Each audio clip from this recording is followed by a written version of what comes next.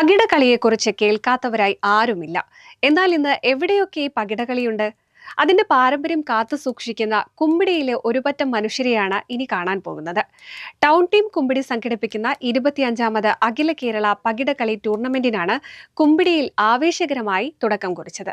സംസ്ഥാനത്തിന്റെ വിവിധ ജില്ലകളിൽ നിന്നായി 48 പ്രമുഖ പകിടകളി സംഘങ്ങളാണ് ഇത്തവണ കുമ്പിടിയിൽ മാറ്റുരയ്ക്കാൻ എത്തിയിരിക്കുന്നത്.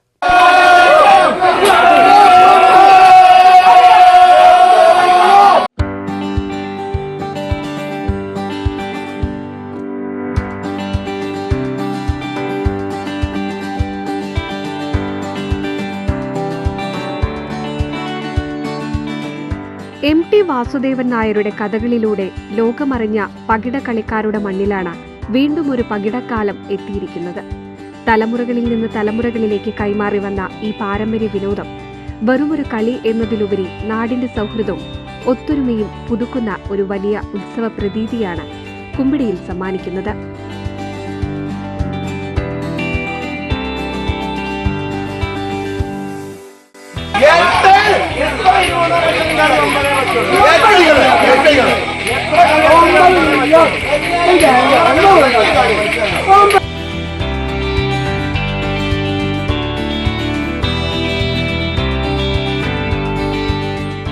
നാല് കൊമ്പുകളിലായി 96 കളങ്ങളിലാണ് മത്സരം നടക്കുന്നത്.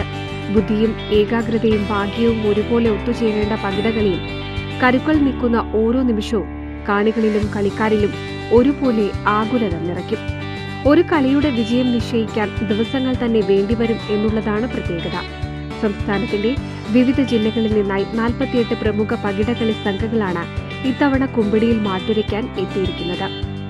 ഇവിടെ പകിടകളി നടക്കുന്നത് 25 വർഷമായിട്ട് 24 വർഷമാണ് നടക്കുന്നത്. 2006 അവസാനം ഉണ്ടായത്. ഇപ്പൊ അത് ആദ്യകാലത്തൊക്കെ തൊപ്പിക്കളിയായിരുന്നു. ഒരു പോയിന്റ് അടിസ്ഥാനത്തിൽ ടൂർണമെന്റ് നടന്നുകൊണ്ടിരിക്കുന്നു. 10-32 ടീം ഉണ്ടാവും. 2 മാസക്കാലം ഉണ്ടാവും കളി.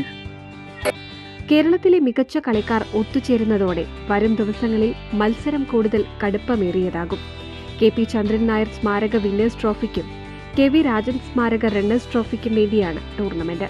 പഴമയുടെ വീറും വാശിയും ഒട്ടും ചോരാതെ സംഘടിപ്പിച്ചിരിക്കുന്ന ടൂർണമെന്റ് കാണാൻ ദിവസേന 100 കണക്കിന് ആളുകളാണ് കുമ്പിടിയിലേക്ക് എത്തിച്ചേരുന്നത്.